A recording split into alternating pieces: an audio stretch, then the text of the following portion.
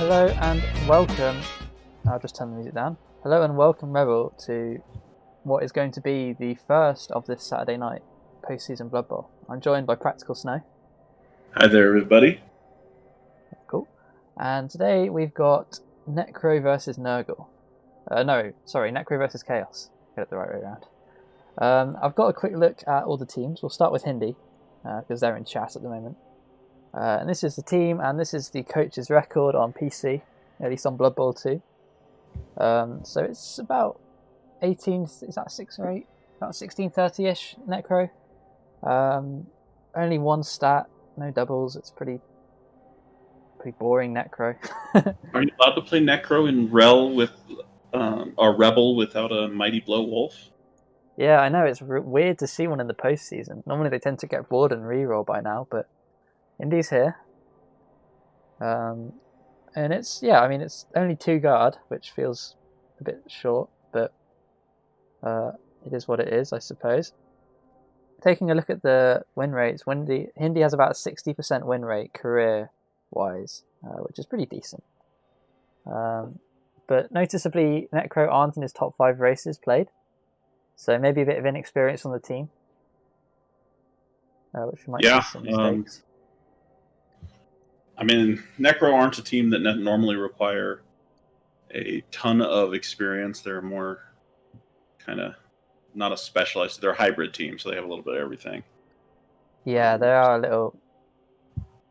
Yeah, they're not a super specialist team, but still, I guess they have their own. I've never played them. I couldn't comment on any intricacies that Necro might have. But I think the main thing to talk about is the talking point generated by Hinders himself, both in chat and in Discord, proclaiming that this is essentially a bye week for him with added SPP opportunities. That's what I've been reading. So, a point to prove. I've played Cullen. I think he might be in for a shock here if that's what he thinks. Yeah, unless Cullen got really beat up since last time I saw his team. Well, that's a good natural point to look at Cullen's team, and it's not that beat up. I mean, look at that core Chaos Warrior. You know, all of them with at least 60 SPP. The Legend Warrior is still there. I think I casted Cullen last season. He ran into the Sage and lost in the mirror to the Sage. I think I might be wrong, but they're back. I don't think Cullen made playoffs last season. I think it might have been challenges last season. I definitely casted them. It was me and Gunnerside casting them, I think. So yeah, they've gone into the main playoff league here. And I think one thing to note as well, in terms of at least in Blood Bowl 2 play, he's not as experienced as Hindi. Played about half the games and only a win rate of 50%. But I don't know how much you can. The thing is, with such a small win rate sample, you don't know how many of those are just messing around, trying stuff. Right, and you do see his Chaos win rate close to that 60% exactly. mark. I think that's a good target to aim for, about 60% win rate. It implies you know what you're doing. A closer look at the team, it is all on the Chaos Warriors. No super crazy goats. The Agi4 one is a work in progress. There's kind of a meme going on, not this season, but the season before, of everybody took a goat away from him. And oh, really? Up with a bunch of rookie goats because everybody killed his experienced ones. And it looks like he's done some work putting, getting them back in there so they're at least playable. But nothing that's special among the beasts. Well, I guess one of the upside of having no super goats is that you got a lot of good fouling pieces. They're up at 1850, and I think it's a good testament. If the meme is that last season he lost all his experienced goats, to still be in playoffs is a really good sign. Although they do have that stack of Claw MB, 3 Claw MB on the Warriors, and a much more guard than the Necro. I think this could be a really troublesome matchup for the Necro myself here. I think so too. I mean, normally Claw on the Warriors isn't so bad. You just stay away from them, but I mean that's never an option when your linemen are zombies. Yeah. I don't know. It's going to be interesting. I think in terms of inducement-wise, I think it's about 250. So just hang on. Let me just pan back. So Cullen has an active team value of 1850. Let's check Hindi quickly. I can't tell whether that's a 6 or an 8. I think it's 1630. So about 200 inducement. That's probably a wizard and a babe. For all intents and purposes there. Do you do a wizard? I think you do with Necro. I think you got the wolves. Let's go. I'll just pan it back. But yeah, I think Hindi. I think you do take a wizard. Yeah, I think you do. It feels a little bad when you don't have a 4 agi piece to come scoop that up. So what would your? I mean, I don't know what else you would take. Yeah, I The mean they do have necro a dope player. inducements, like they miss out on the. I'm an undead coach, so it's similar, but they miss out on the best inducements that undead have. So you don't even have those options. Well, I guess the alternative is bribe 2 babes, because we have a dirty player on the roster here, Betrayal the Zombie on a 13 roster team. Maybe getting the 2 babes and with regen might be able to sort of mitigate the claw. You have the option of Cheney. I don't love him in this case, but it's another option. Yeah, it just feels weak. It just feels like this Necro team is just a weaker, with less guard version of the other team. They have a lot of tackle, but there's no tackle on the Chaos team for tackle to be useful. That's about 60k in pure bloat skill for this matchup. Right. So, yeah. I think it's going. I mean, Hindy's been talking a good game, but this does not look like a favorable matchup for him at all. Yeah, he's going to have to walk the walk here. I mean, this feels like a really. I'm predicting the Chaos here, personally. I think they've got the players. Yeah, I mean, I'm gonna have to agree with you on that. Like, I have a hard time seeing what Hindy's game plan is, other than take that wizard and just hope that something happens. Well, I think you can get a bit more. Whenever you've got two claw wolves on the pitch, things can happen. I just think he's going to struggle to win the fight. And when you're lineman at agility 2, movement 4, you kind of have to win the fight, otherwise you get pulled out of position quite quickly. And there's just no thing with Necro. There's always one like freak piece, like a freak ghoul or a freak wolf that sort of like can cover some weaknesses that the team has, but there isn't that here apart from the movement 8. Yeah, I mean, the one thing you do have is the movement. And, but wait, it says movement 8, but it's got a movement up. I think the thing is, REBBL.net does. I was about to say that REBBL.net does do this sometimes, because I know for a fact that my chainsaw had a niggling injury, but on REBBL.net it showed that it didn't. Sometimes, based on like the last game, I don't know for sure. But if that's a movement 8 down to movement 8, that's pretty movement up down to movement 8. That feels pretty bad. Yeah, movement 9 sidestep means at least you have a pretty decent one-turning. That's true. There is a one-turn threat. Chuck, nice to see you. I love it. I'm excited. I think this is going to be funny, because either way, we're going to get a good laugh at Hindy's expense, which I'm looking forward to. Yeah, whether it's because he dies or because he loses, we're all going to get to laugh at him. So right, Hindy says he's going to inducement, so I will quickly put on the really good intro video, and then I'll join you guys in the game. So hold back for a second. We'll see you in a bit, and watch the game live.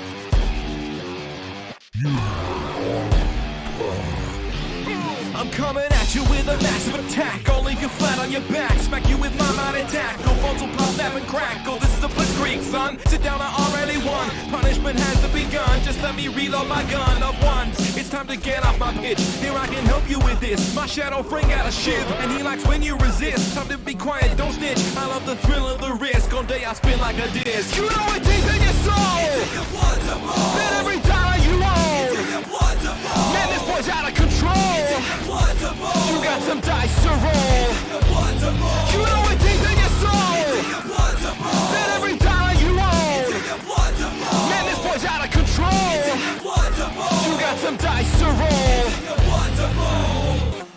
It's in your blood to roll.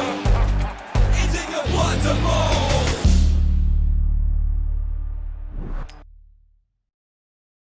Okay, it is time. We're setting up now. Let's see who won this toss. I will just sort out my camera a little bit. Sorry about this. Okay, I see the wizard is. Wizard we got wizard, no babe. No babe, so he didn't. I thought he had enough for a babe too. I'm confused. Maybe I miscounted, or maybe some bang can play. I didn't quite get the best. Yeah, I mean, it could be. Oh, did he buy an extra zombie? Might have done. Find out. Because didn't he have a? Oh, yep. There we go. It's a loner, dirty player zombie. He got a instead of a. That's interesting.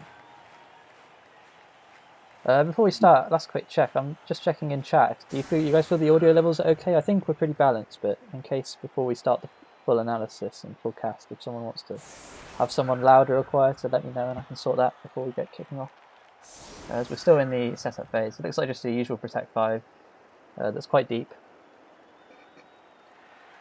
Snow's that loud. Yeah, I just checked that, so I turned them down a little bit. God. I thought I turned these off. Okay.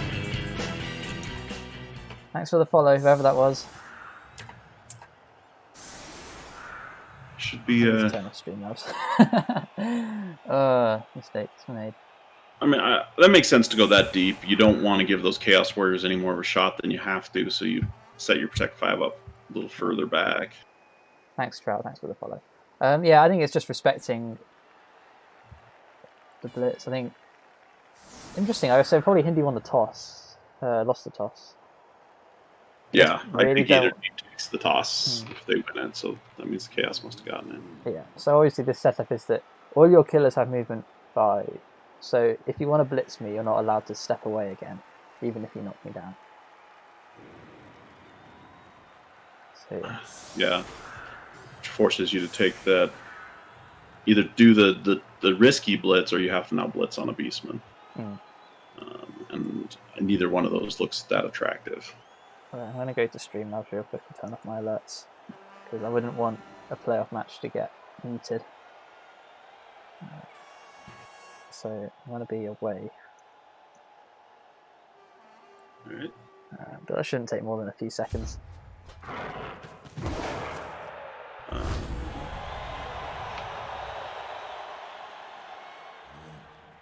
High kick, always a wonderful way to start.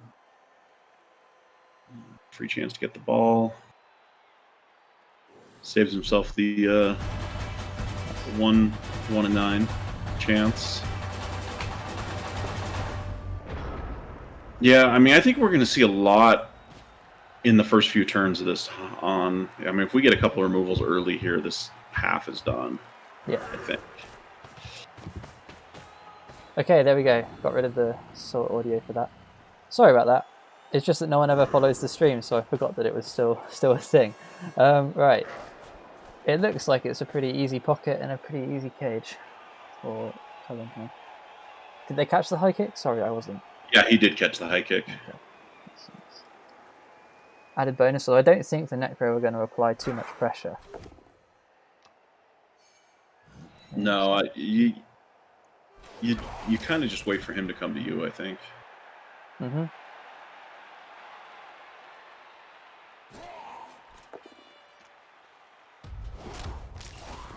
I'm going to turn you down a little bit in Discord, I think. One sec. Okay. It was weird because when we did the first audio test, we were completely level, and then I think something must have fiddled with something in the break, and then come back and make it louder. Come back in the audio. So, oh well.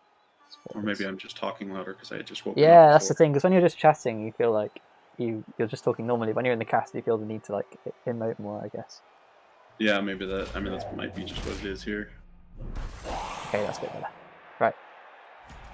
Do that. So he didn't get any removals on his line hits, which, I mean, it's not that big a deal. You don't need them. It's just always nice to get, when you're playing Chaos, to get the numbers advantage right off the bat. Yeah, it's nice to get ahead because it makes you feel more safer in like dropping in a foul to try and get the snowball going. But no removals. Zombie is notoriously tough.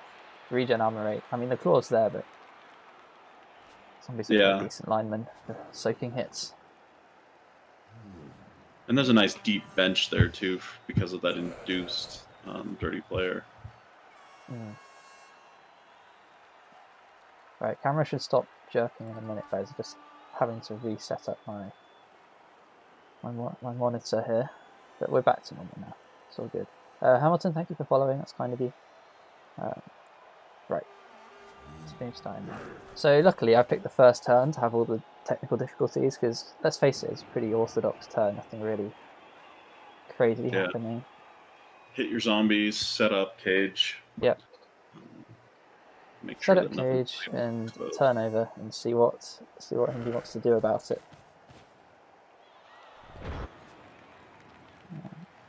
So yeah. that rookie goat on the right, I'm watching from the actually I'll watch from the offense's point of view instead of the defense. So I'm behind the chaos now, by the way. The rookie goat there on the left of the chaos setup. That's probably the blitz target with the mighty blue white for me. I don't know whether I don't think Hindy's going to keep this 4 square distance. Well engaged this time. You don't want to give up too much free space, I don't think. Yeah, I think if you stay that far back and the cage just marches up, and you've already given up the entire middle field. I know who this is. The Cullen played against my Stays last Challenger Cup and almost lost to Goblins. It came down to 2 GFIs with sure feet, and the Pogo snaked the first GFI.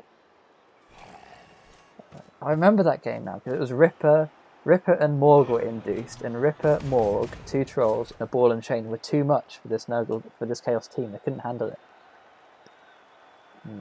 Should really have lost, in my opinion. But so yeah, that's sorting that out. Trauki, yes, I think Trubberson has won a playoff game with Halflings. Back a while ago now. I think season. Yeah, I think there was the one because it got talked about a lot when it happened. Yeah. Yes. Obviously, we've got the voice of REBBL Haringzord in the chat on hand for all the stats that I don't have, which is excellent. Thanks for being here, Zord. And there's your first removal against the. That can't feel great when you're chaos and. Yeah, it always feels a bit unnerving when they rock up and just casually knock someone out after you've not been able to do the same on more blocks, but it's what it is. The thing is, now you can think, well, I can now take claw hits on flesh goblins and do exciting things like that. So. Yeah, and I think that's exactly what we're going to see is a claw hit on that stand firm block golem there. Yeah, I'm just going to turn off skills quickly so we can actually see the state of play. One of the downsides of me playing in a 720 by 1280 window is that the skills can hide the state of the field sometimes. Yeah, just the one zombie in the middle screen that I don't know. I don't think I'd be able to resist going after that flesh golem on the right hand side. Yeah, just because if I can get rid of it. Yeah, that's what we're going to do. Even though we do get the 6. We don't stand firm, which is fine. I think they're protecting against the foul. And we get nothing on the claw hit. Not this time. Interesting decision to not stand firm there. I think that's an admission that you can't really win the fight against this much guard. So yeah, I like it because now when he stands up, he's only on 1. He's not on the claw. He can't follow that because he's giving away a free hit if he does. So I like that decision. Yeah, it's a very smart decision. Sort of gives some good level 2 thinking there. So now the blitz is done, and you don't really want to foul a zombie. So no, not with the way this team is. I mean, I always want to foul, but that's me, and I play undead. Yeah. Foul anything that moves or that's down. Yeah, same as a goblin coach. Like, my best kill potential is with a foul with dirty players, so I'm fouling everything. Yeah. I'll foul another zombie, I don't care. Whatever. But when you're chaos, you have to be a little more selective with those fouls. You do. This other flesh golem out in this left-hand wide zone feels kind of like a weird spot for me. I tend to like having this high-strength pieces in the middle of the pitch when I play. Yeah, I think his thinking was just that he didn't want to give up a hit on that side. Not that it was ever going to come on that way, but you put a white out on... If you trade their places, the white might take the hit instead. That's true. That's smart, yeah, I see that now. Whereas the flesh golem won't take a hit over there. Yeah, I think the only real issue with that would be, if a beastman just decides to sit on the flesh golem for the rest of the half and take him out. But when the flesh golems aren't that developed... I would think about at this point, if I had one free that was over on that side, I might think about just parking one on him. You don't even need him maybe not on turn 2. You just need him there for just a turn or two to make sure he really stays out of the play and then swing back around without him. it's a really interesting thing with this team because normally the flesh golems are things to think about for the opposition, right? Because they normally, block guard, or at least, like block guard, stand firm. So there's something to think about. When they're only at block, you sort of don't need to worry about them too much. So they sort of go down in your list of priorities a little bit. Yeah, without the guard or the mighty blow or so you have to play a bit differently against this team because the threat comes from much more from like the whites in terms of the fight, because the whites are the only ones with guard. The golems are sort of just stand firm linemen to an extent. Yeah, they're just big zombies. Yeah, exactly. They're just hulked out zombies. So yeah, I don't know if I'd have given away so much of the center here as Chaos Coach, because what happened now is this flesh golem I've been talking about will just swing in probably and hold the left side. Yeah, hold the middle. Go base at that wrestle goat and just sort of stand there. The thing that this does, though, swinging right, is if he wants to get in front of this, he has to expose a positional now. One of those wolves are whites because the zombies can't get over there to stop. Yeah. So it does generate yourself a hit on one of those 3 positionals there, if he wants to even get in your way. It does. With Andy the tackle. That's what I here. Andy is exposed, kind of. You have the guard white. Guard on that side, I don't think he really is. I think he's just about okay. You could stick the guard white there. I mean, you could. You just have to commit a whole lot if you really want to go after Andy. Yeah. I think he's okay for now. I was just wondering if they might base him up so that he can't base him up with a zombie friend, so that he hits the zombie instead of going after the positional you were talking about. But I don't know if that's worth it. So yeah, the first one does come in. I think I probably would have put it a bit further down, to be honest. Try and make them switch back to the middle harder. Exactly. I think I would have too. I think I'd been down 1. It's still. I guess because it's only turn 2. It's like Hindy's trying to play as conservative as he can. Doesn't want to give too much away. Yeah.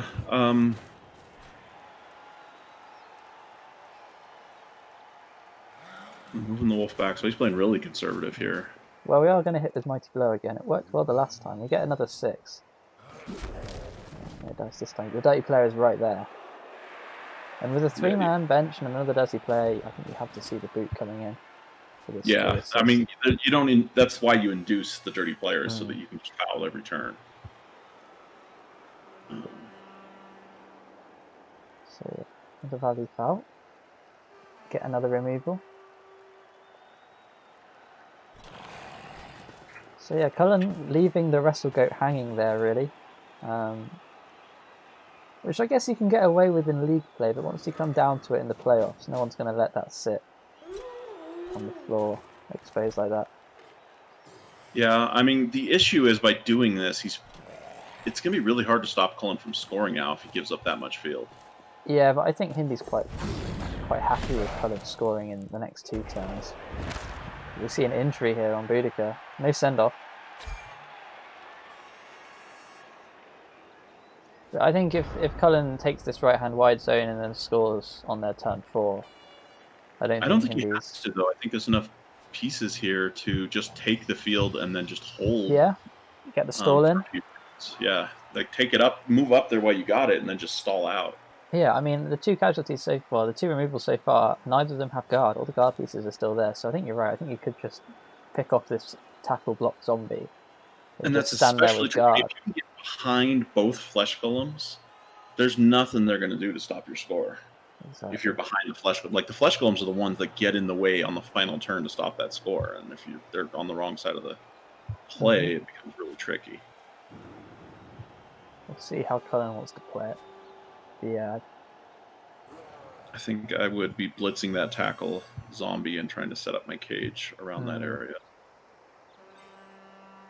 Tackle zombie's not a especially valuable player. He's just in the way from where you want your cage set up. Yeah, it's a blitz for position, not for damage. Yeah. Still, Hindy coming out fighting, which he kind of had to do after the pre-game chatter.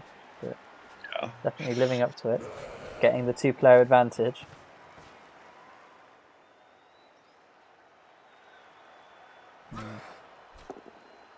Oh, first double skulls of the game. Into a quad skull.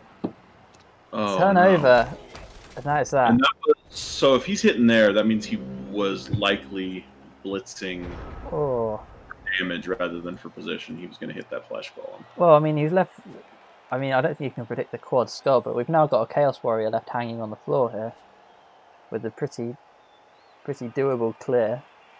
Blitz off Andy, and then you can take a zombie hit on the block guard. Oh, actually, that beastman has guard. This isn't as easy a hit on Andy as you think. On Andy? Oh, there. Okay, yeah. I guess it would be tackle zombie down, and then white well, you tackle. can stick the guard white there Yeah.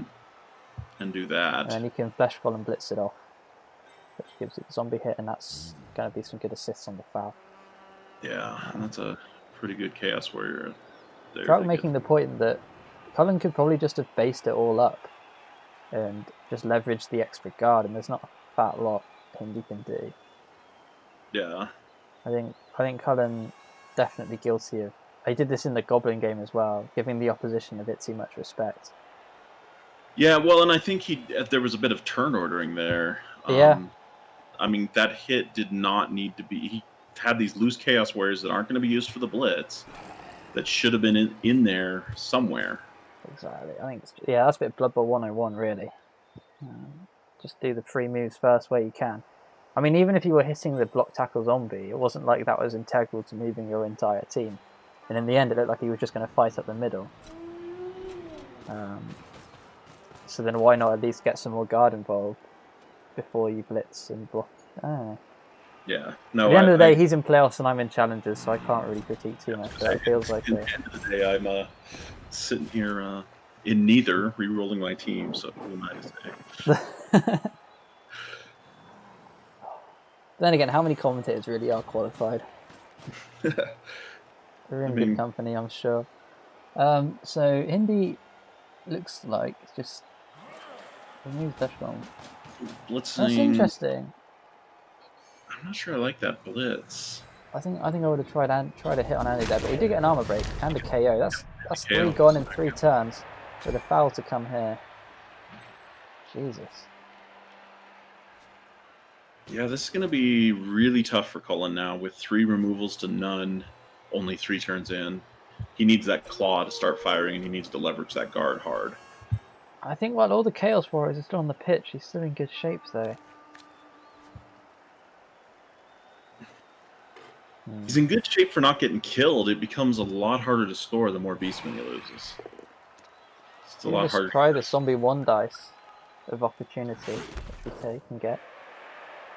I think you could have. I think the line was there to try and get a hit on Andy. Push him. You don't even have to keep Andy based. You can push him back to here, and then you can get a bigger foul on the stand firm Chaos Warrior. As it stands, it's 2 assists with Dirty Player. Oh, what do I know? Apparently that was enough. No send off again, and that's 4 gone in 3. Old one. Oh, how you doing, man? Nice to see you. Good to see some old names coming through in the chat. How's your season gone, man? He's definitely earning his right to give that smack talk at this point. Yeah, definitely.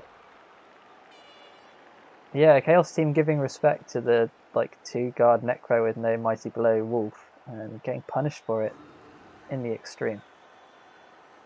Now people know why Hindi won a Luck and Noob award. Well, you can only beat what's in front of you, Saitalam. And you can only use the dice that you roll. Yeah, tough turn here. Yeah, that's true. Good point. You can't be under strength if there's no one left to outstrength you on the opposition team. But what's Cullen doing now? I think he's got to be looking to try to even up these numbers before he even thinks about advancing it now. Yeah. I mean, if he advances it, he's just going to end up getting surrounded. I mean, the movement, that wolf is movement 9, by the way. We can solve that puzzle. Rebel.net not showing the stat increase, so we can't really run. I think we just have to cage up and get the guard in on the front line here and actually fight. Because Chaos are good at fighting. Yeah, and you've got the claw, you've got the guard. You're still okay. Yeah. It's not pretty, but see. I think this is probably the thing. I think I could sum it up pretty well. It feels like I'm watching a Skaven offense in a way when I'm watching Cullen players offense because it's very surgical. You get one blitz, step back, and make sure you keep a buffer. I don't understand. He'd be very good on elves. If he was playing elves or humans, I think he'd be playing it quite well. But when you have this much strength 4 and guard, it feels criminal to not use it. And I think that's where I don't understand that blitz. Like, what does swinging over do? This undead team is more center. They're just going to move over and stay in front of you. That doesn't. Well, I suppose. Yeah, I think the idea is we fight the zombies in the middle rather than the stand firm flesh golem corner here. Yeah, it just feels like a sort of an out of ideas sort of turn. The main thing is we're not getting any extra claw mighty blow hits for all our troubles. Obviously the wizard looming large over this one, so probably scared of. I think he just wants to get into the 0.5-0 is what I'm trying to lead towards saying. Yeah, he just doesn't want to give up a score. I'm just worried because now he's going to be leaving Andy out. Andy can't come into safety. Yeah, Andy is exposed. You can get him behind that goat. You can get him in. You can get him behind the guard goat, and that's pretty solid. Kodiak, welcome to the stream. Chaos have received 4 removals in as many turns. Fair to say, I think the removal dice have been hot for Hindi. But pretty dang cold for. Yeah. I mean, we'll see where Andy goes. I reckon he'll just slot in here. He hasn't gotten anything off the pitch. That's got to be a little tilting. I think once you start seeing that, I think that quad skull was a big. Sorry about that. That's fine. I can't really talk when it comes to good audio quality. That should help. Yeah, I think the quad skull turn, was. I mean, it was brutally punishing the turn order. Yeah. But I think that might have been the turn where Cullen was about to step up, and then he just lost it, and then lost the player. Yeah. That he was going to start the fight with. You don't expect the quad skull, but that's why you watch your turnover, because if he had done his turnover better there, the quad skull might not have been as devastating. So yeah, I guess the silver lining is that these are only really KO rolls, so we would get a shot at them back. Obviously, the problem if we do get 0-0, there's only going to be 1 KO roll. Yeah, and he needs all 3 back just to have a full line because of that injury. So even if he gets 1 or 2 of them back, he's still playing down players. Hindi taking his time on this turn so far, 60 seconds and nothing done. Potentially lining up. I think he might just be counting the squares that the movement 9 wolf can go and wondering if it's not worth a cheeky bolt, but I think we've decided against now.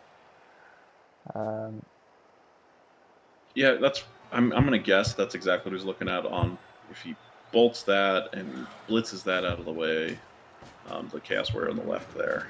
Can the wolf get in there and do anything useful? And now that he's 4 players up, Hindi decides now's the time to pick the fight. Which is weird. Normally it's the offensive team that decides when to fight, but the defensive team's done it this half.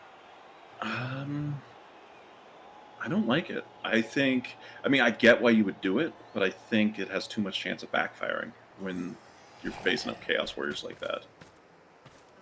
Well, so yeah, you are, at the end of the day, you are just out strength. So I assume, I'm trying to find where the blitz is coming from. Is it just going to come in on Andy with the tackle wolf? We get the zombie out of the way and then we take the free zombie here, I suppose.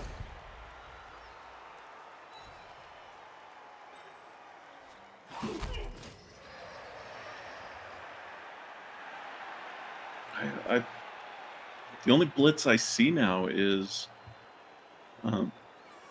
on the Agi goat, and that seems like you're hanging your wolves out to dry.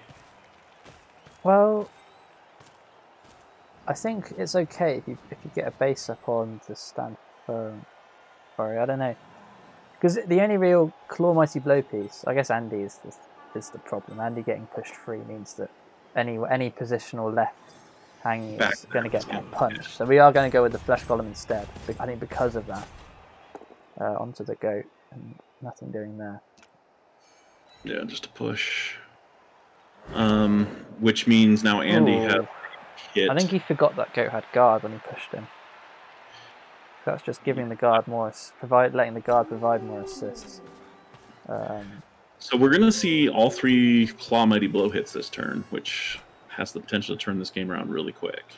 Yeah, but this one is a 1 dice. You can make that a 2 die. Yeah, we do have the Scarred Goat behind. I think the tricky part is doing this and keeping the ball safe from Wizard and Movement 9 pickup. Right. But I think definitely both whites are about to take Claw Mighty Blow hits. I think you're going to blitz with the one, take a regular hit with the other. If you get the one on the right down, you can step forward and turn Andy's hit into a 2 die with guard. So my first thought here is, blitz with Hannibal, step left. Okay, we're not. Okay, I take it all back. That was not the line, apparently, according to Cullen. That's what I would have done. I'd have been blitzing with Hannibal, hitting the other whites. Yeah, and then after you've blitzed, then you step into there. Exactly, and then you have all 3. Then you get 3 positional hits with 3 Claw Mighty Blow. It feels like we've just lost a Claw Mighty Blow hit. It might, layman's look at it, but we'll see how it plays out. We are going to take a pal here. We do get a first removal of the game for Cullen. It's on the board. White's out of here, and that's one of the guard gone. So the limited ability to fight that Hindi had just got even more limited for the foreseeable future. Okay. Does now give us a 2 dice on Flesh Golem. And if this is another removal, then this is suddenly looking a whole lot better. Yep. I'm just thinking, where are we going to put the positioning of Saladin, the guard goat behind the ball, is quite important now, because the bolt into movement 9 pickup threat is very real. The Wolves are very set to come into this left-hand wide zone.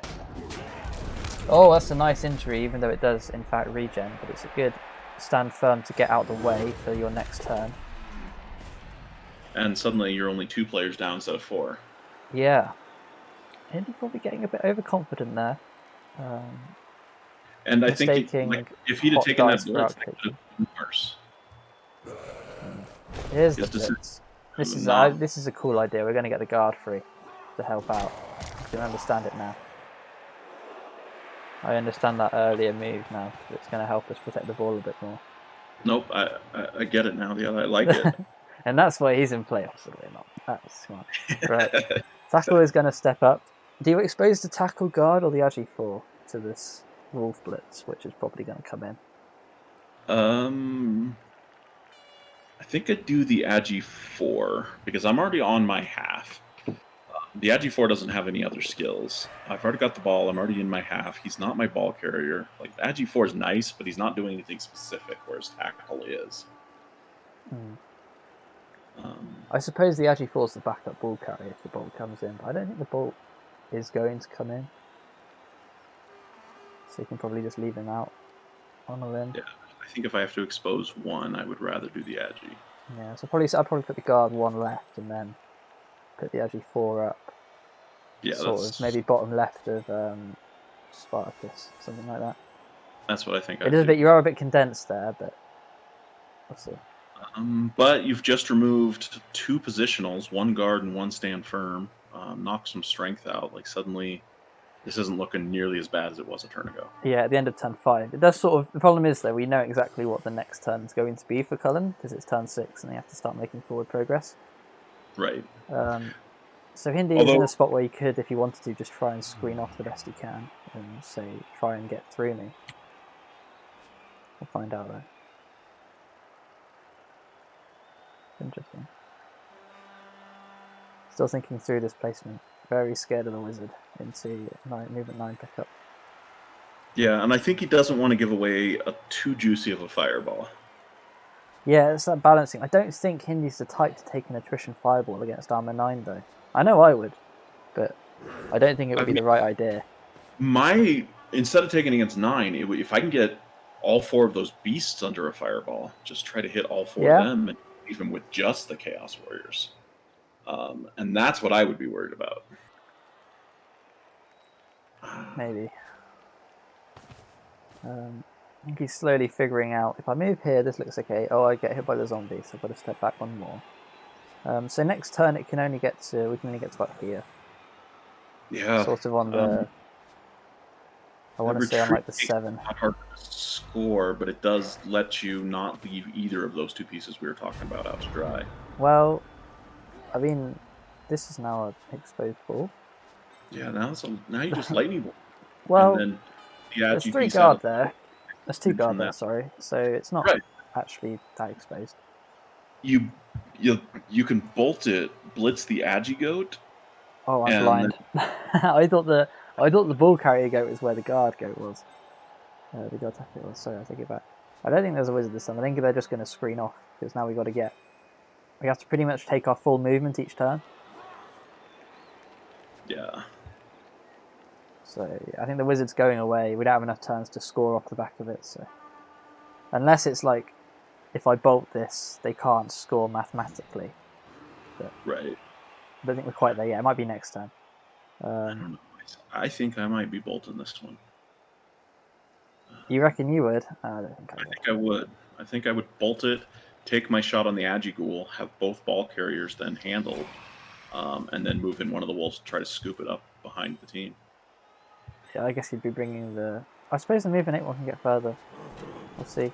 Well, we're not doing that. We're going after the Chaos Warriors, which makes sense because if they're Chaos Warriors on the floor, they can't push the line forward and we're going to struggle.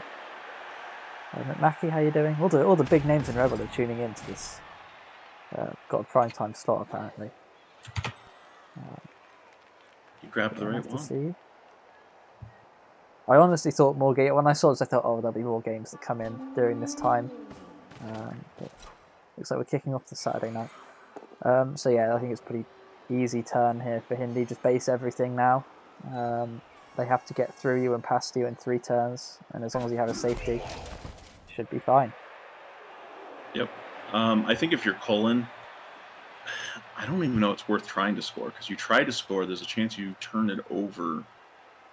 I mean, you have to try. You got to be careful, because you can still turn this over and let the Necro score on your drive, and then what? This is a tough situation. Well, it could be it could be a tough spot. It's a tough spot if you need to be 1-0 up. I think he does. I think with the way the removals worked, he needs to score, if nothing else, just because he needs a second chance to get those KOs back. Trout's testing my auto mod at the moment, which is quite funny.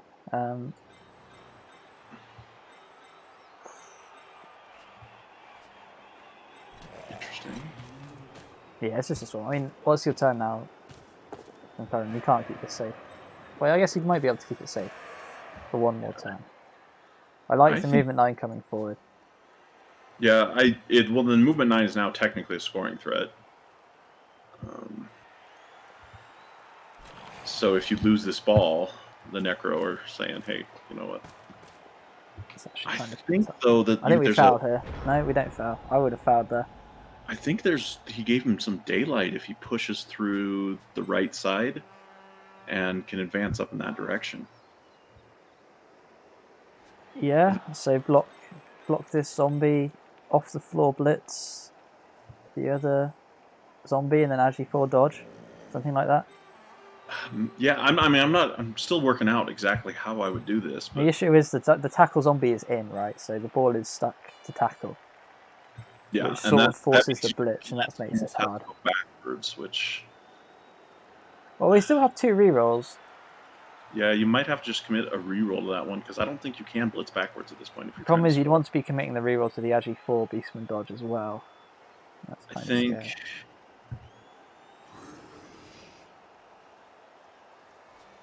I think you have to decide at this point. I'm thinking we might be able to punt this. Do you want to play for the removals, or do you want to try to score still? Oh, we're going to open up this lane, first and foremost. We get to get the knockout. No babes in play, by the way, so... We're relying entirely on the 4-man bench for this Necro, which is quite a substantial bench, to be fair. 3-man bench. The fourth one was a regen. Ah, good point. Oh, yes, you're right. This is the guess up blitz.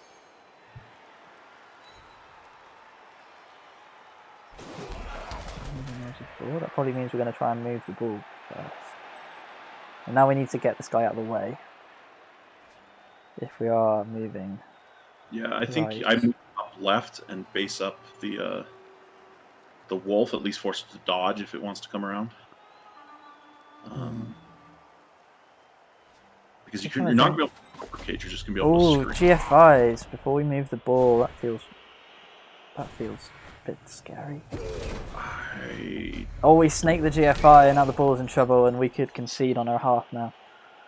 Oh no. I mean, when you roll 2 1s, there's only so much you could have done, but yeah, but I think they realised too late they were in their own way. And yeah, I would have gone up and touched the white and the wolf to get out of the way, and tried to do something up in this top right corner with a screen. I think I probably would have punted there myself. Like, dodge out, try and get an inaccurate pass down to here, because they can't. The wolf's the only real one free, and they have to pick up the ball or blitz your beastman. And they so that means they have to pick up the ball, which means you can then blitz them back with your beastman next turn. Yeah, the ball carried the Bloodshow hands once. That's what I think I would have done there. I would have just followed it, or maybe stepped to here to base this wolf, and then just tried to not 1 in 9. It's tough. But I think if we kept the ball in the middle, I think we were going to lose to the wizard.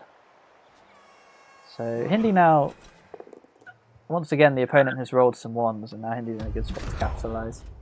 I think you're right that we would have seen the wizard, but I mean, having that wizard gone in a situation where it's not an easy score might have been worth it. Like I think if he'd used the wizard next turn and ball sit in the middle, it was a pretty academic score. I'm pretty sure. You and me are trying to set up in a different place then, because where I was trying to go with it in my brain. Were you going to go right? Is that what you're saying? I was going to go right. Yeah, I was going to go hard right with it. Okay, that's fair.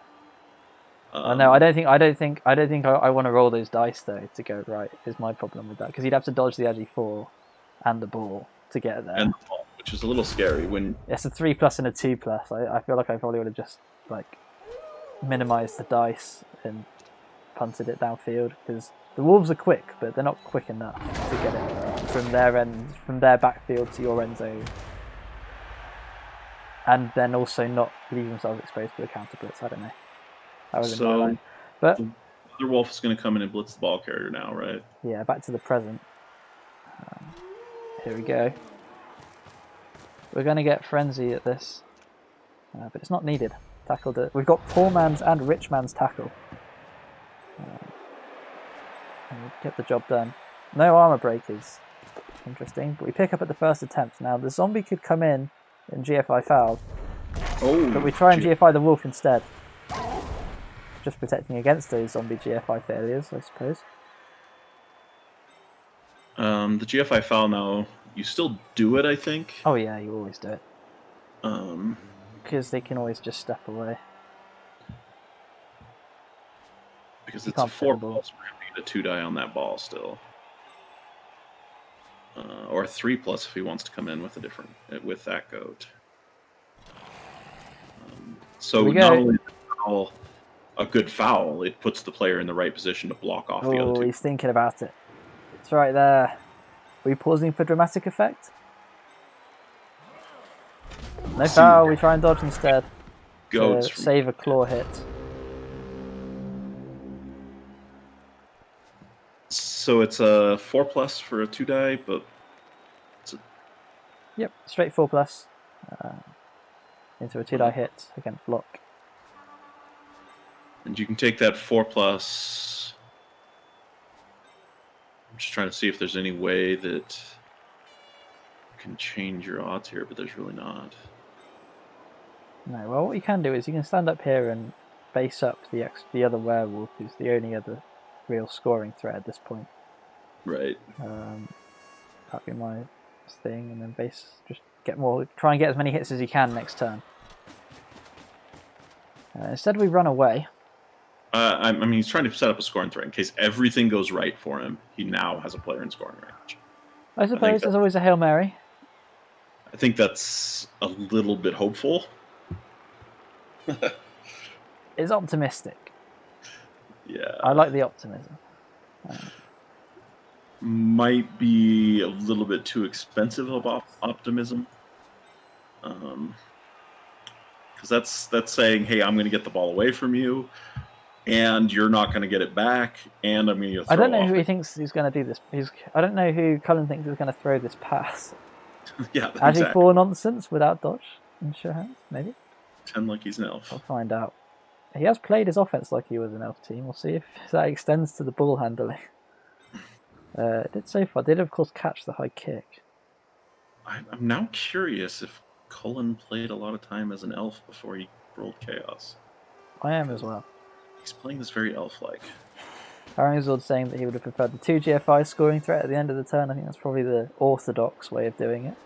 Yeah, I'm with you on that, Zord. I think that scoring threat is a little optimistic. I guess it does make Hindi think. We're building. I think I would have gone in on this wolf instead of running away from them. I don't think Hindi does have a think. He moves the wolf up. He uses the zombie to keep anything from reaching it. I mean, yeah, I think you're right. To be fair, there's no chance you're getting this ball away from him unless the splits work. So setting up a scoring threat like that just doesn't make any sense. Mm-hmm. Well, I think we're getting down to it here in terms of it's time for the main event of the turn. You know what? Maybe he's planning on passing it this turn. Because if he has the 4 edgy guys still available, that'd be some crazy dodges. Like, there's so many rolls that would have to happen. That's so what are we looking at here? 3+, 3+. 3+, 2+. And the not fouling with the zombie now looks good because it's a really good screening piece there. Makes this that much. Oh, we just take a 4+. Right? We went with the we went without tackle and it worked. Tackle and it paid off. That doesn't help the pass. It does if the pass is coming from sure hands. One thing it does do is it. Well, you block off your own. Okay, there you go. It's like you don't want to block off. So the sure hands player can pass it up to the 4 agi, and the 4 agi can just run and hand off. Yeah. We've got a 1 reroll for all of this. You're just talking about how optimistic it was, but suddenly it's not looking impossible. I mean, I've seen harder passes work. If anyone here was present last season when we saw that Pyro TJ, Ali Babad cross-field play, you know that passes can happen. I remember that. I think we're going to try it. Here comes the 6 off the bat. We're burning our 6s. 6 and 6. Now the question is, do we throw the pass? There is a zombie intercept threat. Is this enough to protect? We have Blodge and guard next to. What is that? A 5+? No, I don't think this is safe. I think that there's too much that can come down. This zombie can come in and get the ball down. I think we have to pass. Because an inaccurate pass is still better than where it's at now. Is this an intercept? Chat's saying it's not, but I feel like this zombie is within. Definitely an intercept chance. You could GFI twice, and then I'm not sure if it is. If you GFI to the other side of that wolf. Yeah, I think if you GFI once, you might be able to thread the needle. Time's almost over. While we were talking. Well, remember our timer doesn't always. That's true. But no, that is. It would have been a weird place to pause. Well, and sometimes it's pauses, or sometimes there's just timer glitches that do weird. That's true, I suppose. I mean, if there's a removal or an injury and they have animations on and they have it off, I mean, there's just so many. Yeah, things like that. So Cullen desperately trying to stay alive in the match by getting to at least 0-0 at half time. Yeah, I don't like leaving the ball right there. No, not with tackle, 2 tackle right here. I mean, it's not that it bolts, and it rolls a 1. And that's probably the most confusing thing I've seen so far. Because we had everything to bring the ball down with a lot of dice and frenzy, but we went for the bolt play instead. I don't understand. I suppose we don't have any guards to plug in. Been saying a lot in the playoffs is what on earth is What was that for? So, I feel like I've missed something here, but could we not have just put the dirty player on the left and then blitzed with the movement 9 wolf for 2 dice? Yeah. Maybe put a zombie here as well. We could have had a frenzy blitz into a frenzy.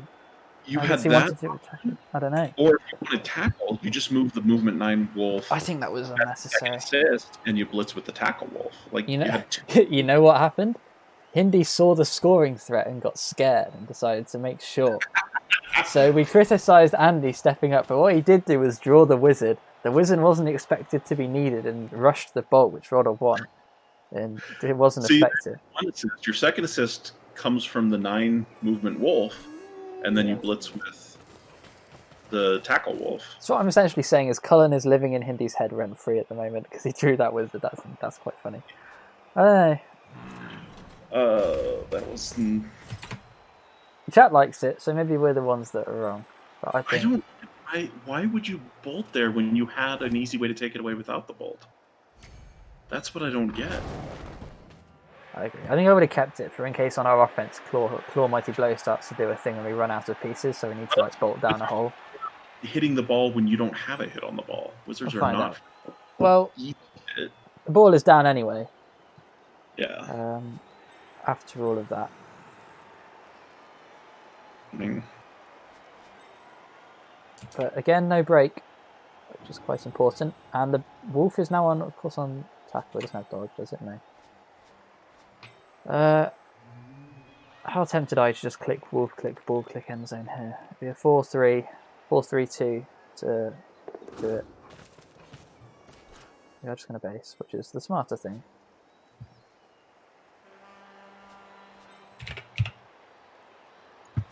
Well, an interesting first half. Things happening. I was sort of worried it would just be Nurgle step into the Necro, remove like half of them, and then we've just sat here trying to fill dead air for 6 turns. But it's been the other way around, which has made for an interesting first half. Yeah. I think these KO rolls are going to be quite important. If the stand firm stays out, it could be trouble for Cullen here. Well, yeah. No. Can't deny both players taking the full time available to make their decisions so far. I keep getting chaos confused with Nurgle. Let it be, guys. Not fouling this time. They don't have to be permanent removals if a regen piece is still out for the half.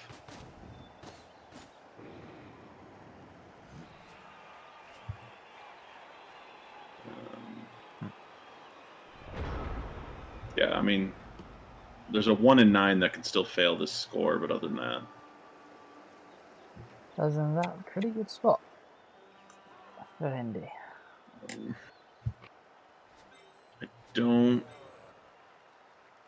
I think you just take your claw hits here.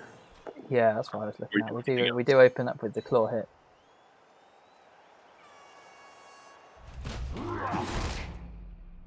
Nothing doing there. Done. I think I consider blitzing that white with Hannibal, just because there's nothing else you got anymore. So you might as well try to remove something worthwhile. I think I'd still try some desperation. 1 die blitz play off the floor. We could also go with the I'm going to do desperation. It's going to be a 4+ dodge, 4+ pickup, and chuck it to the agi piece and just try to score. If I'm going to do something, if we blitz with the lodge tackle 1 on the zombie and find the yellow dice and knock it over, the sure hands can then like step out. The tackle there is the problem. It'd be 3+, 4+. 3+, 4+, and then he's still got to get somewhere with the ball. Yeah, he's still got to throw the pass. I don't think there's a way. Would you rather the 4+ with an inbuilt reroll or the what would have to be 3+ with extra dodges? So it's a really bad spot either way. It's well positioned. Yeah, there's no easy play. If possible, you blitz with the lodge guard and just put it next to the ball, just to make it harder. Make him roll 1 more die, 1 more block die. Mm-hmm. I mean, you could always quad skull. We've seen that so far this half already. So yeah, I think you go to the right side of the ball there with that.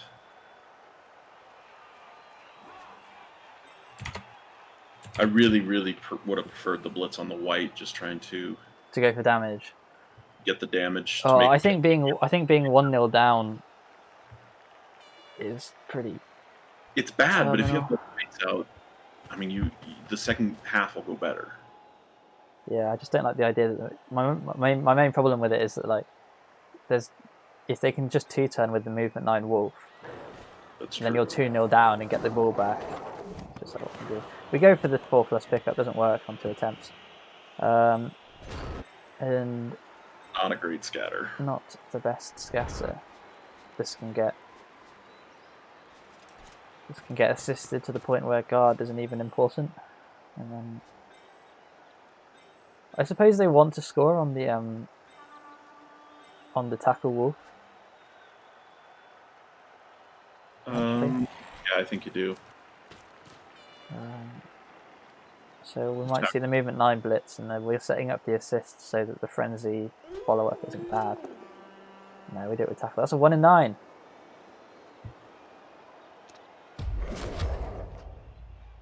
Well, now we can. It's a 25% chance he doesn't score. Yeah, now the blitz is without tackle. Well, no, we can blitz with the zombie, so it's a non-issue. We need another 1 in 9.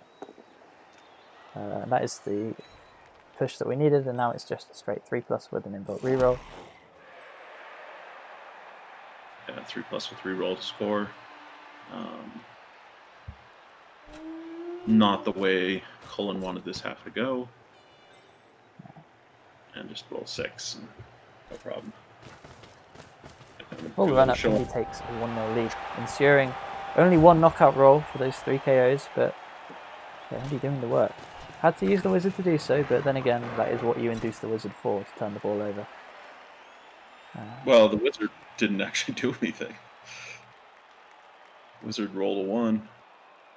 It was the super fed school of wizard. You just roll a 1 and then win anyway. Because you're just that good.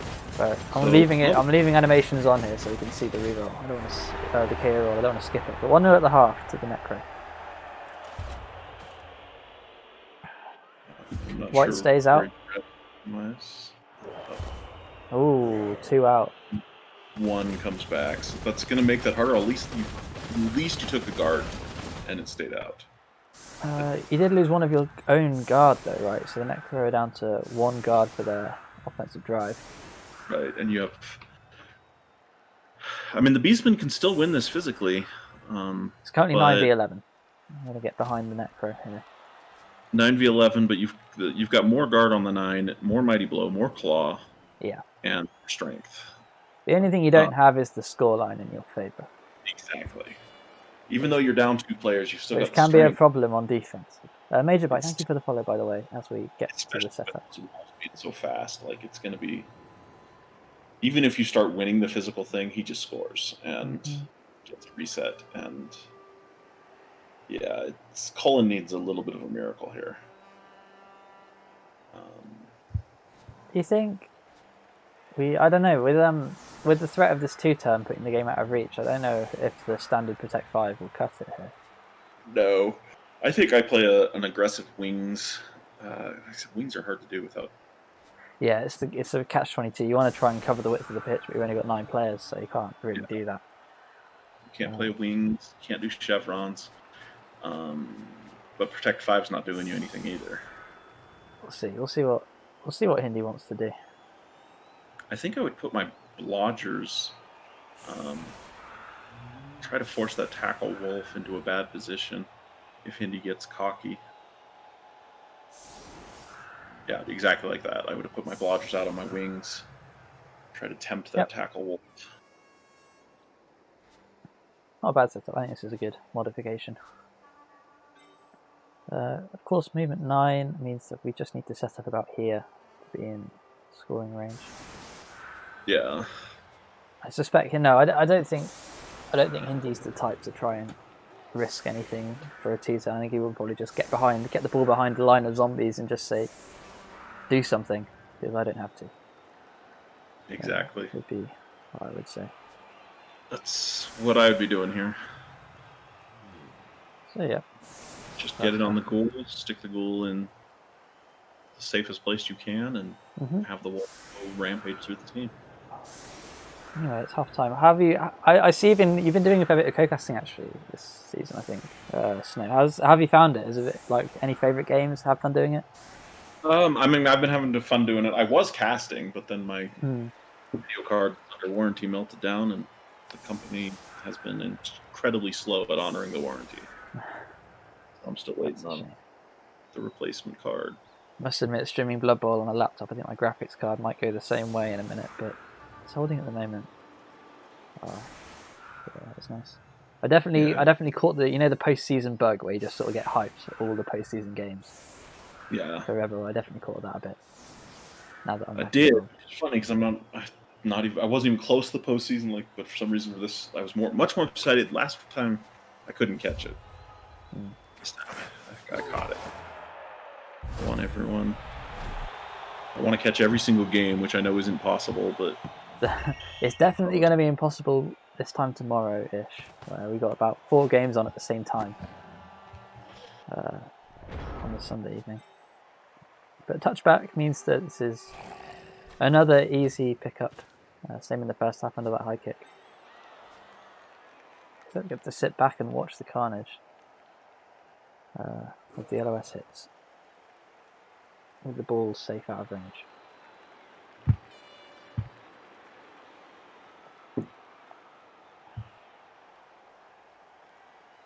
So if I'm Cullen now, I am just playing as aggressive as possible.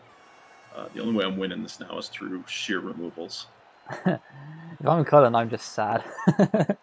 But yeah, if I'm Cullen, I'd have tilted the moment my quad scored and I'd not be playing as well as he is.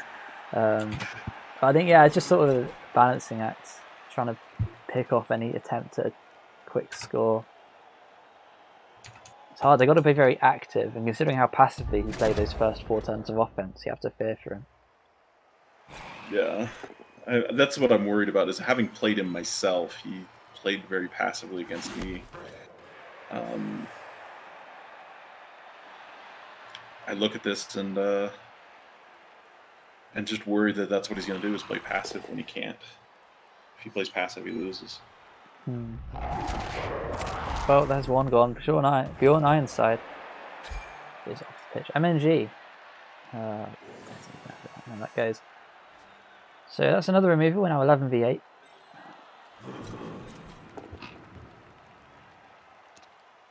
And Hindi, it feels like, has been in the driving seat almost the entire game in terms of like setting the momentum of what's happening. It feels a lot like Hindi's made the move and then Cullen's tried to react to it the best they can. Right, and I think that was actually the problem Cullen had the first half. Is he had every reason to be the one controlling it, and he let Hindi do it instead. And I mean, I like that strategy. I feel like we're going on about it a lot, but in the regular season, I don't mind it because it's like, you sort of let your opponent make a mistake and then capitalize on it. But when you get to the big show, people aren't going to be making mistakes, especially when their mind's fresh on turn 1, 2, 3, 4. I think you need to be the one that gets at them and leverage the skills you got. But that's by the by, I suppose. How big a foul do you reckon we're getting on this rookie Beastman? I mean, I think you've got enough right there. I don't think you want to commit the wolf to it too. Ball does come up. Again, wanting to threaten a quick handoff into a wolf move.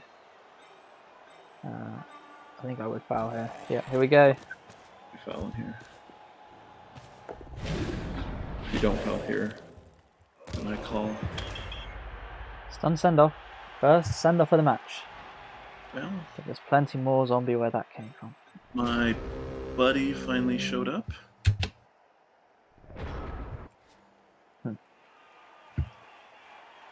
But the ref's my buddy. In case that wasn't clear. As a Goblin coach, I don't know how I feel about the ref being your friend, but whatever. I like to have the refs firmly in my pocket at all times.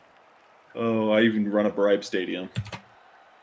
I would if I didn't have the Knuckles of the stadium, which is almost a a standard thing for goblins at this point. First action blitz. I don't know. We That's don't where I quad would. skull. I think I would have. I mean, without a removal, it doesn't matter. I think I would have gone after that flesh golem. Yeah, I don't think he wanted to get the guy stuck. With claw wolves right there. I mean, and I get that, but I just think you have to take some sort of risk like that. Removing a zombie isn't going to change anything. Removing a flesh golem might. I might have gone in that sort of train of thought. I might have gone for one of these wider zombies and managed to get a beastman, deep in. Oh yeah. Get the blood sure hands one sort of back potentially. I don't know, trying to force something, but it was quite a good. I looked at it; it looked quite a solid setup. I feel like if you want to crawl your way back into this, you have to find some aggressive thing that does expose you. It is some risky play, and hope it works, because otherwise you're just out. And it doesn't necessarily have to be this turn, but just at some point you're going to have to take a risk. And honestly, my experience with Cullen says that's his biggest drawback, is he'll go the whole game and not take that risk. It might be an okay setup turn, right? If we just put the goats, get them a couple of squares closer, and then we can pull the trigger on them next turn. I say that as the Agi goat actually moves backwards in the end turn. I was about to say, if we'd moved the goats up into this pocket where the block goat is, on that sort of line, and then next turn we could have dived straight for the ball. But as it stands, Hindi just needs to shift the screen a bit. Here comes the blitz. And find a pal. Just a stun. Yeah, for all the strategy talk, you have to admit that this white has had a very good game. Set the tone with that KO to start with and hasn't done a lot wrong since. I wish my frickin' whites would ever play like that. I'd be in playoffs if my whites could have a game like that. Instead of having 5 ties per season. Yeah. If my chainsaw actually fouled something and broke its armor, that would be the one for me. So, find out. So we're just going to cage it up nice and tight. And there's no reason not to. You don't even have to score. Like, scoring it's nice because it puts the game away, but I mean, there's no reason that you have to try to force any score at all.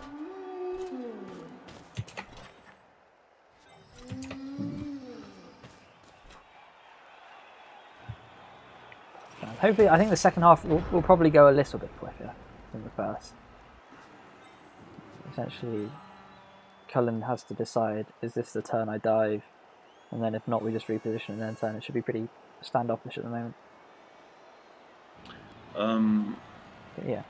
I think you blitz the block zombie, and you can actually base up this wrestle zombie fairly safely to give yourself an extra hit next turn. Mm-hmm. I don't think this is the turn that you try to force anything. I'm kind of... Yeah, I think what I do is I try and construct a front in the middle with 2 Chaos Warriors that aren't Andy. Just, take down the block zombie and get involved in the middle. And then you can just have that working away, just slowly beating down, even if it's just zombies, just creating some pressure at the center. We go for the rookie.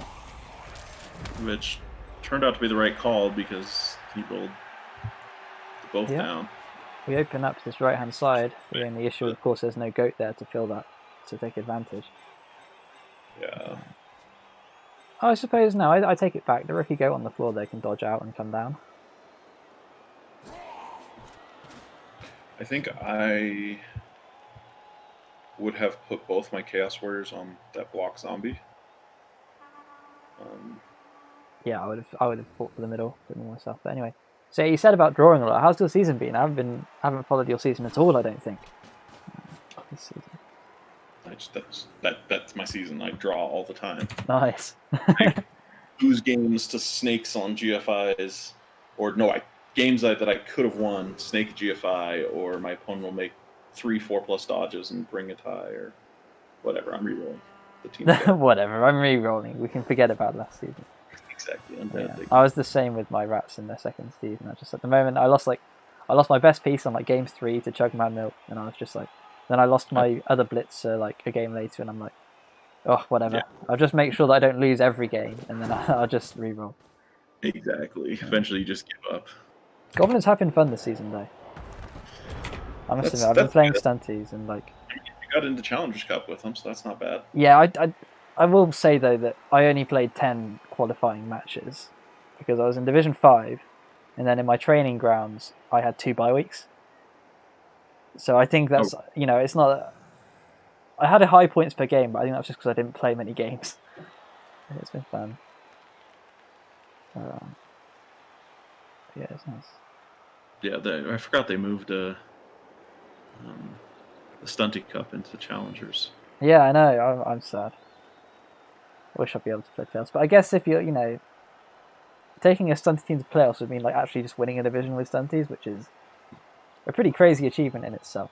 So I like that. I like that it's saved for like the incredible stunty season where they actually find a playoff ticket. In a way, yeah, it's good though. I was talking to Kiana because the main problem is that there's no real incentive to be a stunty team in like Div 4 and Div 3 because you don't get a bonus on the stunty table, but you play better coaches and better teams. Right. So that's why, like Kianda, who I think is probably the best Goblin coach in REBBL, has never won the Stunted Cup because he keeps his team every season. So he's in like Div 3 with Goblins. It just gets stomped. Which is it's hard to win those. So it's very much you just re-roll your Goblins every season. It's kind of a shame. But I'm probably going to stick with mine for a season. Either that or just play Chorfs if I can. Because you're a bad person? I'm a horrible person, dude. Chorfs? I mean, come on. I had Skaven with a natural one-turner and Claw Pom in about 8 games. Chorfs is just the natural extension of that. It's like the bash version of that. Anyway, here comes the Blitz. Going after the Agi up. And find another knockdown. No break. I think I probably would have put the Movement 9 Wolf in line with on a line with the Flesh Golem because then it's threatening a score. Oh yeah. Although that also does expose it to a hit. I think it's worth one probably non-Mighty Blow hit on my Wolf to win a playoff game. Yeah, That'd be a risk I'd be willing to take at this point. Because I don't think I don't think you need. It's one of those where like you have unnecessary cage corners. Like I think the Golem needs to be there, but I don't think the Wolf needs to be there. I don't think there's anything the Chaos can do to get behind you. So they might as well be further forward. But and that's true. And I'm not even sure that the Golem needs to be there because the downed block.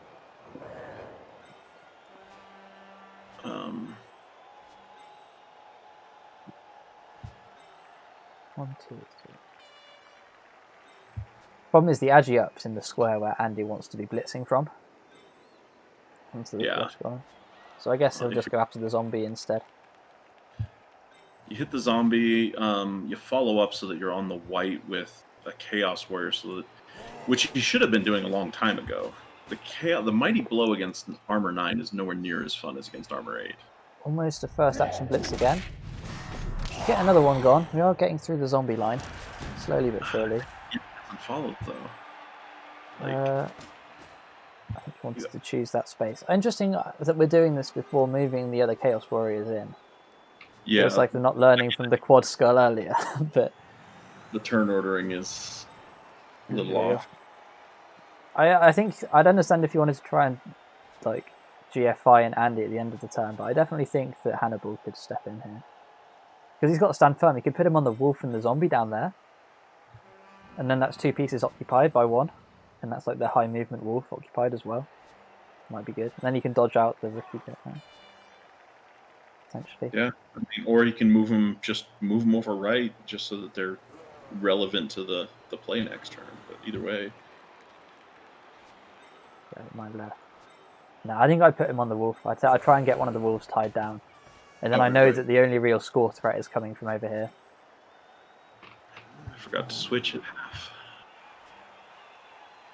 Yeah, I'd probably put this guy in here, and then I'd like GFI in Andy to try and base up and get next to the other Chaos Warrior. And then what you can do is you can like dodge out this guy to cover this set. and then you've got the makings of a decent thing. I think Andy does need to come in and pressure now. Yeah, I think... Because you can get him on the ball, right? You can get him with a... It's a 3+ and 2+, but I think it's worth doing. We do that with the free action instead, which may have been smarter. Where Andy wanted to be. Yeah, I'd probably put Andy there, then that guy 1 square up. Or I would have used him to cover the sideline, and then if we're doing this, then I guess Hannibal comes into the middle and is that sort of anchor point in the centre, so you don't get switched up on. Yeah. It's all for nothing anyway, because we actually fought over dodge. And that is a reroll burnt, and well, a reroll gone in what will probably be overtime format. I think both teams got a reroll from the kickoff, so we can afford to use that one. You can afford a reroll. I mean, you've got to get to overtime before it even matters. That's true. That's true. Although I don't know that repositioning helped you that much. Hannibal comes down. And this is another case. Why didn't Hannibal do that before the dodge? It is a bit of a messy turn, I think. Well, a little bit of a messy turn. I think we're ending up in a decent spot. But at the end of the day, the sideline's not been covered, and our middle's also a little bit exposed. I think Andy's probably not going to GFI and just stand here. Yeah, I think Andy might. I think I would have put. I think I put Andy straight on that zombie. Yeah, I think I would have tried to get him on the ball, because then it's like they need to use the tackle wolf to get him off, but the tackle wolf's spaced. Right. No, I think I would have too, but once he's put the Beastman there, that option's gone. You might as well put Andy on the zombie. So what we can do here is maybe sideline cage. Sideline cage is a little scary when you have a 4 agi piece, though. Yeah, I was thinking sort of like the sidestep movement 9 wolf is the the one you hand off to, right? If you want to hand off, but handing off on the sidelines. Yeah, but then you're handing off on the sidelines, so maybe it's not a good idea. Yeah, I mean, the end result is great. It's just getting there. Getting there is a bit too hard. Yeah. Especially since you still have to at some point. Indy has incredibly managed to split his team in half here, though. You have to admit. It's 3 players away from the ball now. I assume this wolf's going to dodge back at some point. The end of the turn, potentially 4 players away, as we do get a hit in on the niggled. KO. Out of there. Goodbye. We might see a power wrapper here into a stun. That's probably what he's thinking about. Yeah. I wouldn't hate it. Yeah, he does use it. That's good. Might be needed. And now the white's going to clear the goat. Oh, he's not. There is another quad skull. Oh! Unbelievable. And this just became a totally different game. It's quad skull for quad skull, and now Andy can just rock up. Yeah. I think you do hit with Andy, right? You don't hit with the blodger because it might push them further away. I mean, you could but it commits too many. So you either hit with Andy or you could hit with the other tackle goat, but I prefer it with Andy just because Mighty Blow on my armor 7 pool. Cullen disagrees. We're going to push. We're going to GFI blitz. Which, when we had a non-GFI blitz, feels a bit surplus. It does mean we can't reroll the block. That GFI blitz doesn't even change your push direction. No, it doesn't. That's the worst part. That did nothing. Oh dear. That feels bad. I can feel the frustration in your voice.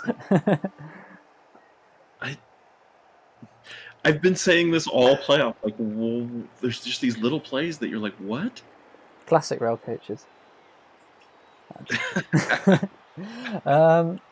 can't even argue with that. 1, 2, 3, 4, 5. I guess we can still have Andy in with tackle on the ball in 2 places.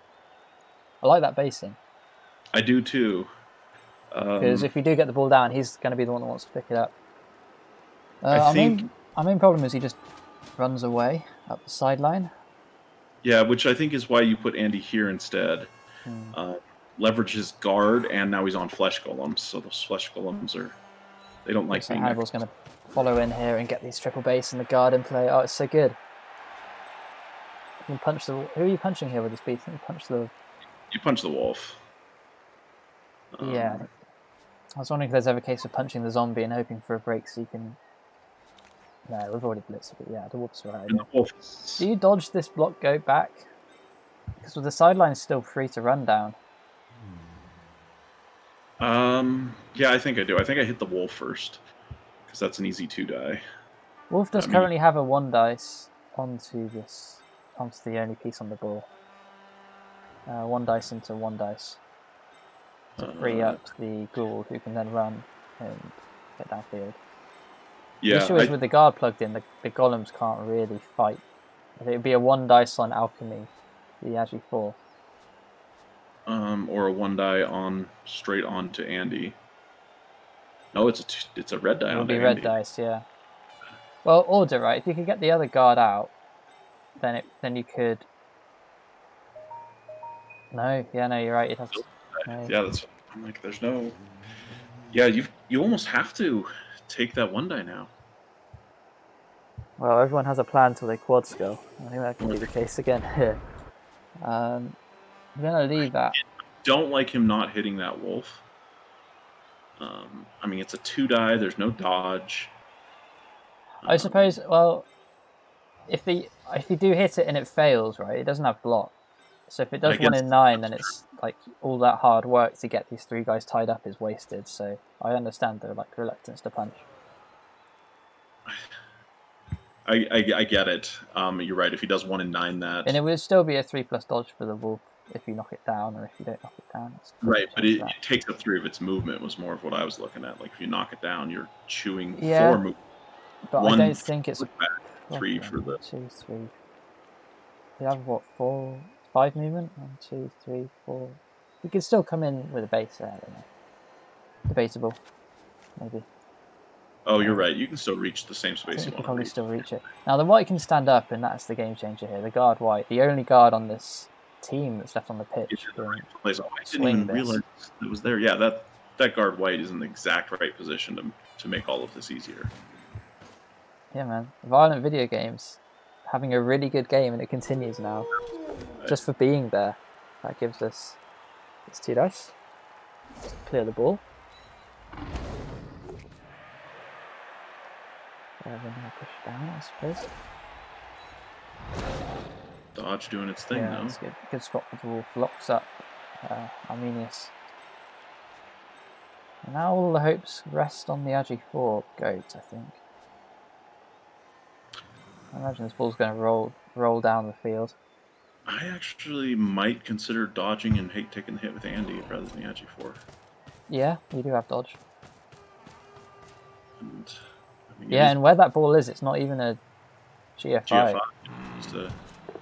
Well, they could always create another GFI if they wanted to. Like last time.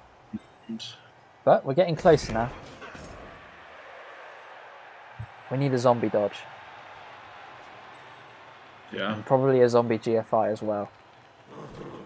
I think you take the block on the 4 Agi now that it's a...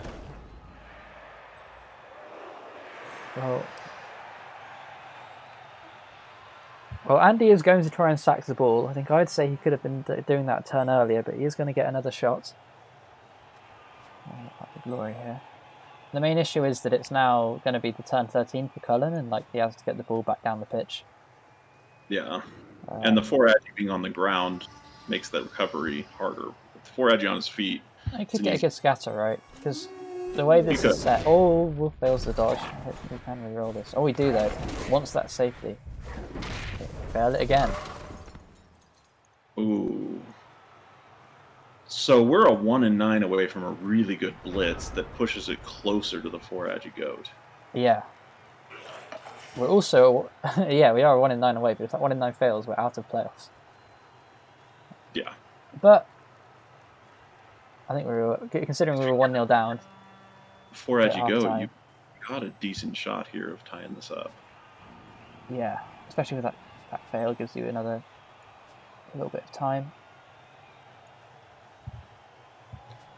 Do you even need to dodge is the question. Yeah, you can take the Spartacus block.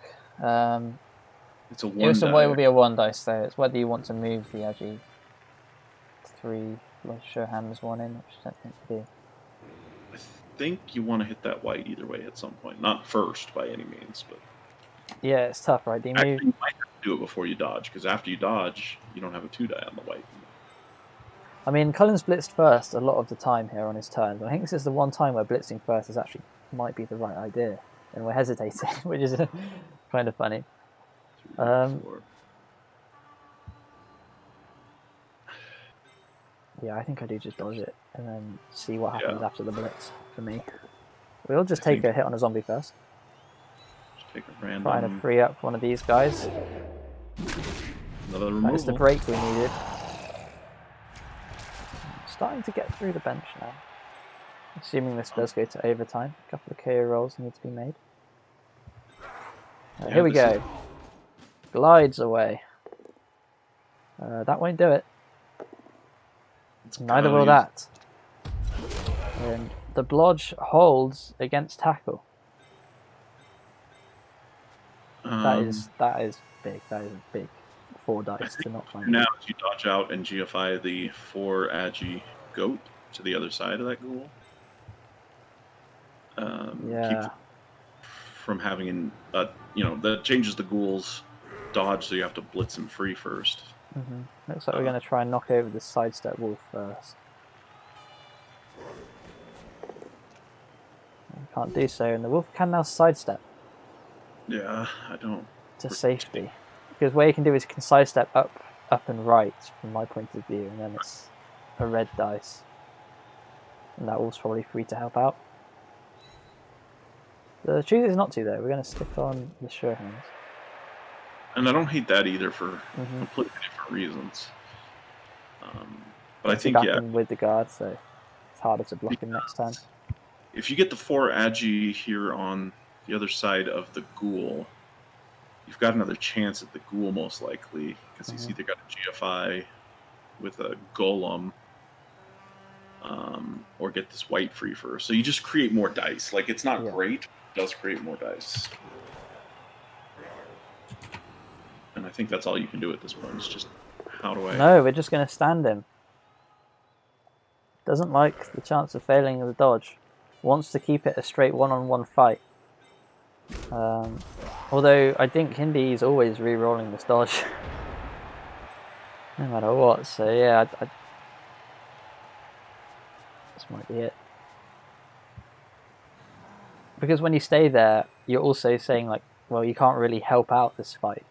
So, Diabolism can hit Almami, and then Necromancy can blitz the... no, it would be a... Oh, yeah, no, yeah, because the assist... Yeah, you're right.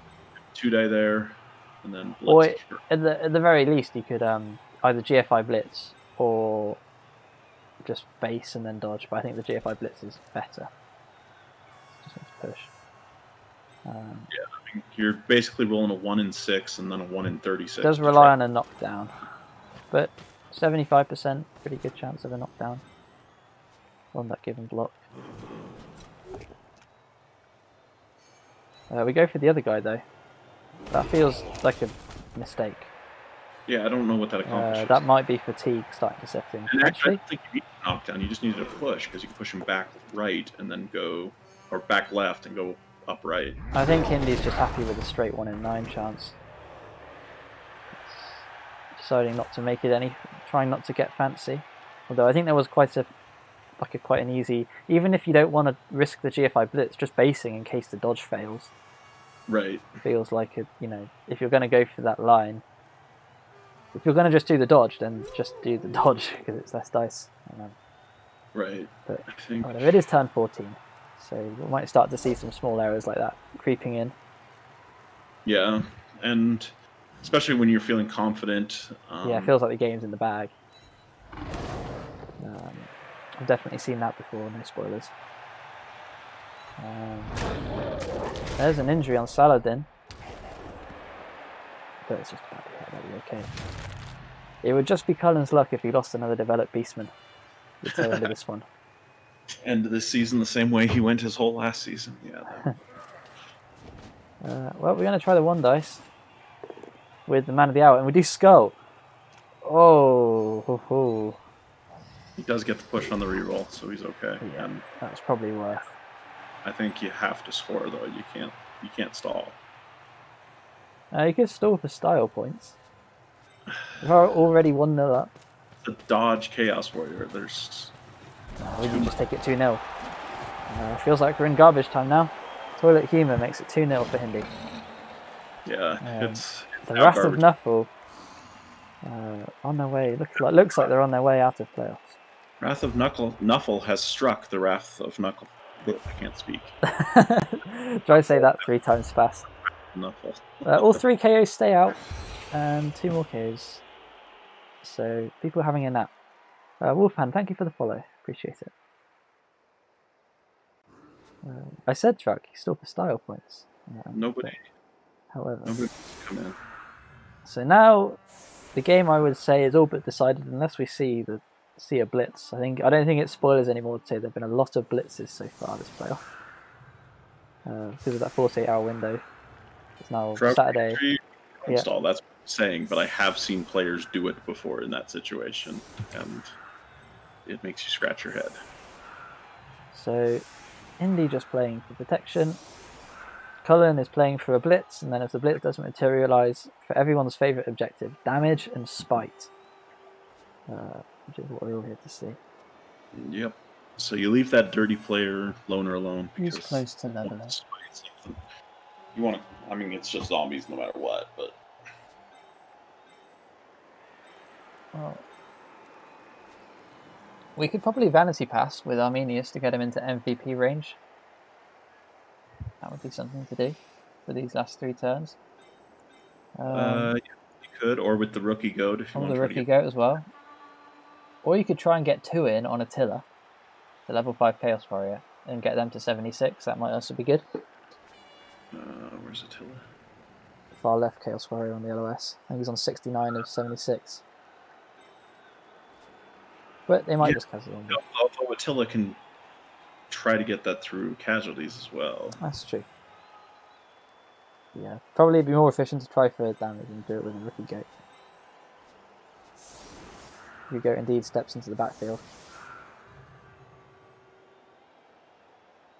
Now, I will say one thing I'm hoping for now is that now that we're in garbage time, that the turns are quick, because the amount of playoff games I've had to cast sometimes where it's like the scoreline is pretty indicative that the coaches are still taking like 2 minutes, like 2.5 minutes on their turn, and I'm just like, it's not good for the game.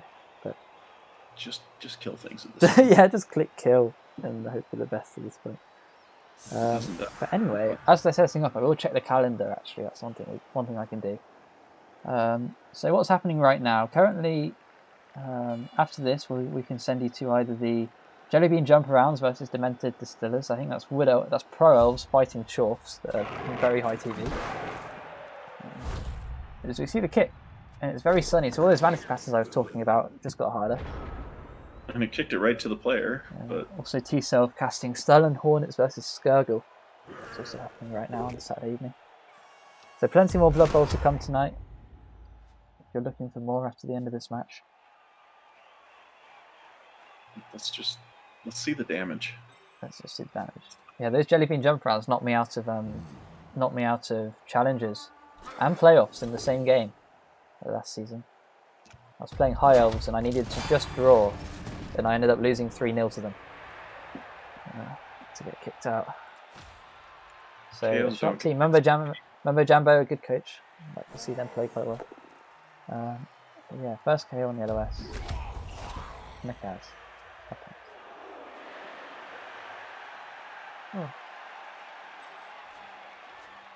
Yeah. I've heard there's rumours of a one-day tournament. Do you reckon you have time to play that one? I think it's going to be in like week 4 of playoffs. It depends on what time, like what. Yeah, what time zone? Yeah, what time zone they play it in. I wonder. I think it might be REBBL's turn. I think the last one was G-Man time. Was it? Yes, because it was last. It was like last playoffs. And yeah, it was a problem because I wanted to cast games, but I also wanted to play in the one-day tournament. So I think you might be in luck. I think the next one might be in American time. Which I can probably do then. I'll probably do it as well. It would mean an all-nighter, but for one day. It's Hugh Jackman, I think they said. I don't know about Hugh Jackman's the one I've got the worst team for, because my favourite one is the Chaos Cup, because I have a natural one-turner in the Chaos Cup. I've never actually... So last one, the Cripple Cup, was the last one I played. It was the first one I played, the first one day that I was able to play. I do like him as well. So I don't have a team for the other ones, but, got to start somewhere. You do. I do like, I don't know, Cripple Cup, it feels a bit cheap, because you always end up in a group where there's like, you're the only team that has any actual cripples, because the rest are all fresh. Right. See, mine was the opposite. I was doing good until I got to the knockout rounds, and then I played an orc team that the only damage they'd taken was on the goblins they were... Who plays orcs in Cripple Cup? that is so bad. Dead, so it looked just like a normal orc team, because he doesn't have to buy his goblins back, so once they're dead, it's just like an improved team, and it's like... Those are the sorts of people that would play dwarves in Cripple Cup if you let them. Yeah, that's what I felt like. I mean, I was a little salty going up. Yeah. After having really good round robins, and then first things against a... Problem for me is always Chaos Cup, because like, as you play, the more you play in the Chaos Cup, the bloatier your team gets. So I have like the natural one-turning Gusser Runner, but I also have like 2 skilled line rats with no good skills. So I always end up having to get induced on by rookie teams in the group stages, and it's a bit difficult. Right. But it's fun. It's what you do. I like the 1 minute turns, no Apo, no reroll is always a good laugh for a day. Yeah. Yeah, it's good. If you're... Actually, let me just check the view account. I think some people might have drifted off to the other stream. So we had a fair few people in. So if you're new to all of this, if you've just drifted in off the directory, then this is the big League Rebel, rebel.net. It's in my channel description, the Rebel logo. Click on that. That will take you to the website. You can sign up. Play some of this amazing game where you just throw stuff. Lumi, how you doing? Nice to see you. Right. Anything happening? I haven't really looked at the game. Have I missed anything? Nothing exciting. No. Vanity Pass didn't do anything. I mean, I was trying to get some... That's always a shame. Getting that. I'll check the cricket score real quick. Cricket? You have to know what a trumpet is to understand cricket. It's a line from the movie. Yeah, I didn't get the reference, sorry. I doubt many people did, because this is where it has nothing to do with even being different countries. It's my age. Nice. It's a movie that came out when I was a kid, and I'm 40 now, so nobody's seen that movie. So that would have come out... Well, it would have come out in like 2000 then. So 30 years ago? Yeah, I wasn't born yet, so forgive me on that one. I'll forgive you for not knowing about a movie that wasn't out when you were born. I was on holiday, and we played Trivial Pursuit as a family, but it was like the old Trivial Pursuit, where all the questions are from like the 1940s. It was a long match of Trivial Pursuit. I used to think I hated Trivial Pursuit because my dad only had one from the 70s, when he was, a teenager. Yeah. Early 20s. And then I got a modern copy and was like, hey, I'm actually pretty good at this game when we have it's relevant to... Yeah, the moment they release a 2010s edition, I'll be set. But at the moment, I can't really get any of the entertainment or literature questions. Yeah, that is the game. To Love, to Hindi, who talked the talk. Apology. And backed it up on the pitch with a pretty conclusive 2-0 result over the Wrath of Nepal. It's a bit of a shame Attila didn't get that final Kaz, because they got the MVP at the end of the day. Yeah. And a zombie MVP, Desperation, is leveling up as well. It's never wonderful to get a zombie MVP. No, especially on one that's already at 6. I think I didn't feel like any particular team was being diced there. I don't think. No, I mean there was a little bit with the armor rolls in the first half. Yeah, they did start quite hot. 45% armor for... Did it feel that bad? 45% armor is what it says the Necro ended up with. I think the main thing was just those 2 crazy quad skulls that shaped the drive. And I think that sort of sums up the game, because in response to that quad skull, like Hindi put on the pressure and ended up turning over, whereas Cullen tried a GFI blitz when he didn't have to and couldn't get the ball down. Right, and I also want to say that was like it sums up the game. Not only the quad skulls changing it, but the fact that one player before they got the quad skulls did it as his first action. Like he didn't move his free pieces and end up in a spot. When Hindi rolled his quad skulls, he had already moved all those free pieces into better spots so that it wasn't a complete. Yeah, because even if the ball went down on that turn, I think there weren't many good scatters, and that was sort of the difference. I don't have any closing comments to add, so what I'm going to do is I'm going to quickly throw out our raid. That's what I'm going to do. So bear with me for a little bit, guys. Where should we go? Do we want to watch T-Self or Vundaba? What do you reckon? I have no idea. I don't know much about either of the any of the teams that are playing. So. I'll send it to T-Self. Why not? Mainly because I know what his Twitch is, right? So it's easy to search for because it's T-Self. There we go. Right, pile in, guys, pile in. I imagine some people have drifted over there already. But yeah, thanks for coming by. If you want more of this, feel free to follow. I've got a couple more games on the way. But otherwise, yeah, no, it's a pleasure to have you on. It's always nice to get different people in the co-caster spot. Because I tend to be guilty of just having my clanmates do it. And then it's like, don't get to talk to anyone else in Rebel. But yeah, that's all for me. I'll see you guys next time.